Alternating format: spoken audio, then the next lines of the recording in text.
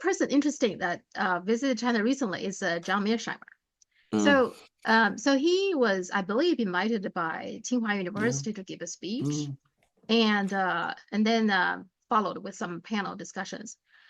So he's, I would say, kind of a controversial figure in China because there are Mm. plenty of people online very critical of him because he has Mm. been talking about contain Yeah. China. Mm. But when he was there in Tsinghua University, the students and the people who were hosting him, they were all very warm towards him. Yeah.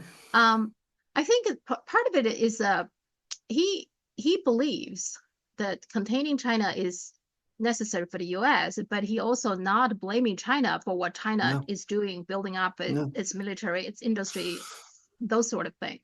So is it fair to say that he is in the school of this Thucydides trap thinking? Is that kind of his thinking that he agrees with this theory? Can we say that?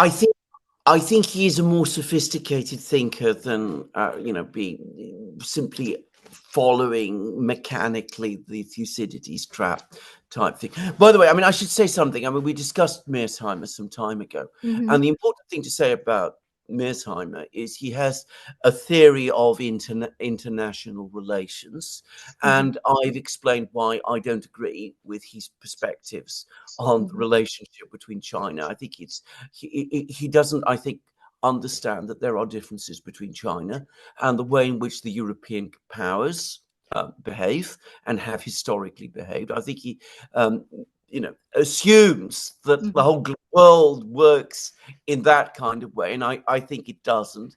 And I think Chinese history shows that.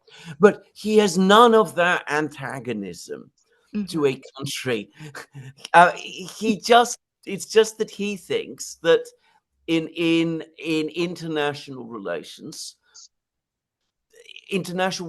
are always about power. Ultimately, it's about that they're about power relations, which is a very common view, by the way. I mean, so he doesn't come to China with any antipathy to China. And I mean, I should say this. I mean, I've discussed China with him, and he even told me once that actually, he's aware about him being. This was before his recent visit, that he's very, very well received in China, and that people like him there, and that he's taken very seriously in China. In fact, he didn't say this to me. I'm not putting words into his mouth. He didn't say that he's taken more seriously in China than he is in the United States. But I almost got that sense that is what he thinks. Anyway, there we go. So, but the Thucydides trap is something that is being harped on and talked about in the West in terms of the relations between the United States and China all the time. I mean, every single newspaper in Britain has published articles, not just one article, lots of articles about this. You read about it in the United States also. I should say the Americans even more, because classics studies are much more prevalent in the US than they are in Europe any longer, surprising as that may seem.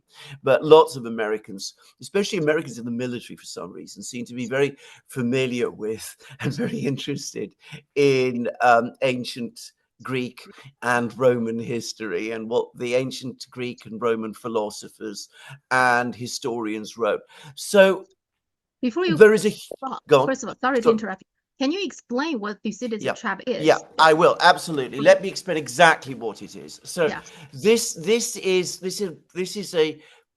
comes from Greek history, and you've got to understand that though Greece is a very small part of the world, in Western civilization, it has an absolutely disproportionate degree of importance, because Greece was the first part of Europe to actually become civilized and to develop a proper civilization, and a very powerful civilization with tremendous philosophy and intellectual things and all sorts of things. Now, around the time of the Warring States, at the time of the Zhou dynasty, I mean, we're talking about, the equivalent period is the Zhou dynasty in China. The ancient Greek world possessed two great powers. One was Athens, which is today the capital of Greece. The other was Sparta, which is a city in the south of Greece. Today, if you wanted to go from one to the other, it's a day's drive. I've done it many times, but in the time of the ancient world, these are big distances, and each of them were enormously powerful. Sparta historically had been the more powerful country. It was the biggest power in Greece. It had the most powerful army, and it had an aristocratic, conservative political system. Athens was the newer, rising power, dynamic. It was a merchant, maritime city. It began to rise. Now, these two cities ended up fighting each other, and there was a prolonged war, which is as important in Greek history as any of the wars between the warring states are for the people of China. And over the course of that war, which Sparta won and Athens lost, a historian appeared who is as important in Greek history as Sima Qian is in China, and this is Thucydides. Thucydides was an Athenian politician and general.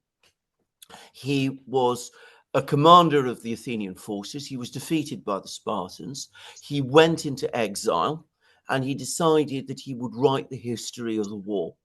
And he used scientific methods to write that history, which were of a quality and a accuracy that it is fair to say no Western historian achieved any time after until the late 19th century. So he is an incredibly important intellectual figure. Now, he wrote this book, which is often referred to as the Peloponnesian War, and it is one of the great texts of ancient Greek civilization. It's one of the key texts, which he describes the war in phenomenal accuracy. And at the beginning, he has a war in which he discusses the causes of the war between Athens and Sparta.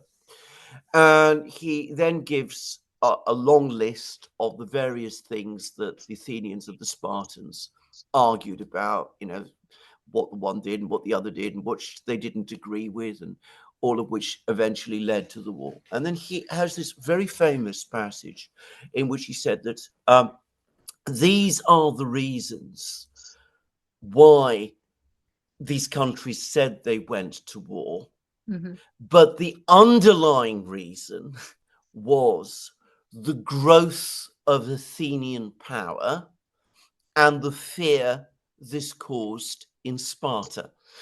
So Sparta had been the more powerful country. Athens was the rising country.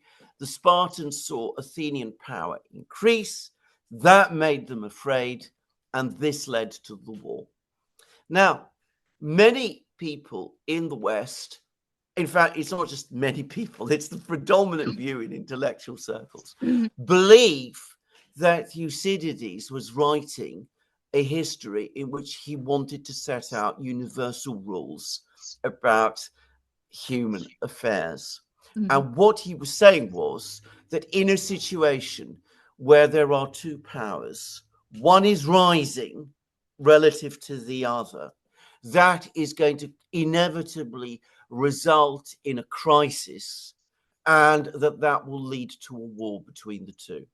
So to use the analogy of recent Western history, Britain used to be the dominant power. It saw Germany rise, and that is why there was wars between Britain and Germany. And during the Cold War, the US was the dominant power. It looked as if the Soviet Union was going to rise. That was why there was Cold War tensions between the United States and the Soviet Union. And what they're saying today is it's the same today between the United States and China. The United States is the great power. China is the rising power. there is inevitably going to be a conflict between the two. A war is going to arise because of the rise of Chinese power and the fear this is causing in America. Now, the trouble is, all of these people who say this don't speak Greek. I speak Greek. I am absolutely imbued with Thucydides. And he didn't mean it in that way at all. He was not writing general rules about international affairs. On the contrary, if you read him carefully, he goes out of his way to make clear that always there are choices. There was no reason why Sparta needed to fear Athens, or that Athens needed to go to war with Sparta. It was absolutely the result, the product of bad decisions made in both of these countries. He would have completely rejected any suggestion that this is an iron rule that must be applied, right across international relations, because he was a passionate believer, and passionate is not an overstatement, in human agency and in the role of political leaders in making decisions. So he would have said there is no such thing as a Thucydides trap. Talking as if there is simply a way to reject your own responsibility for decisions which are simply going wrong. And he would have looked at the situation today, if he was around today, and he was one of the most intelligent men that we have ever produced in the West, and he would have said, look, there's the United States, there is China, there is no fundamental incompatibility between the two. Yes, there are points of tension, but there is no reason why these can't be negotiated and sorted out and settled peacefully. And there is no iron rule that says that because China is rising, that must mean that America and China must go to war with each other. This is very interesting. Sounds to me like Thucydides himself would want to avoid Thucydides trap, right? He Absolutely. Okay. Absolutely. I mean, he, as I said, he was someone. If you read his book, I mean, one of the most interesting things is that he is very, he's not particularly religious. It's one of the strange facts. So he rejects completely any deterministic or mystical approach to history. He says that always human agency in international relations is decisive. And he's repeatedly talking, he often talks about, this political leader that's wise and statesman-like. He talks like this about Pericles, the Athenian leader, or Brasidas, the Spartan leader, for example. Others are not so. They're demagogic. They look and create all kinds of problems, and they inspire people to do all sorts of terrible things. And there's a lot of criticism of leaders like this. But what people do, as I said, they take these isolated phrases in Thucydides and they construct entire philosophical systems around him, which is absolutely the view which he would have categorically rejected. Yeah, the people who are championing for this are the people saying this is unavoidable. This trap, exactly, this trap is unavoidable.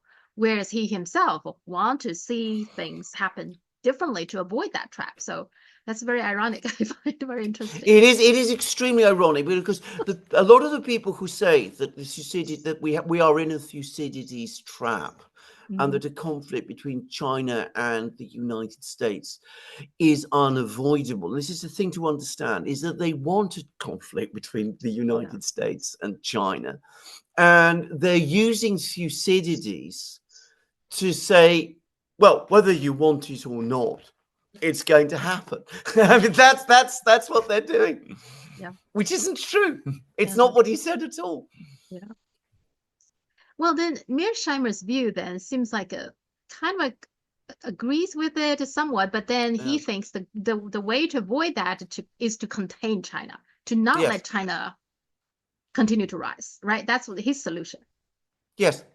Okay. I mean, his view. I mean, he that's why I said he's not I mean, he's far too sophisticated a person to fall into the error of what we just talked about. I mean, he wants to avoid conflict with China. I think that's the thing to understand about Mearsheimer. His objective is to avoid war. But he believes that in order to avoid war, you need to practice deterrence and containment. I think that is wrong.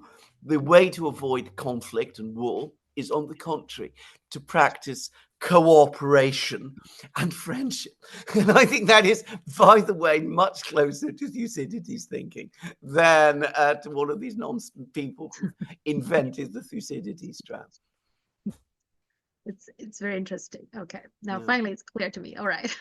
I mean, I actually thought that was what Thucydides meant, right? That this is unavoidable. So yes. Okay. You see, can I just give another example of? I mean, there's a Thucydides becomes extremely critical of the policies of his own city of Athens, which becomes increasingly aggressive and increasingly brutal.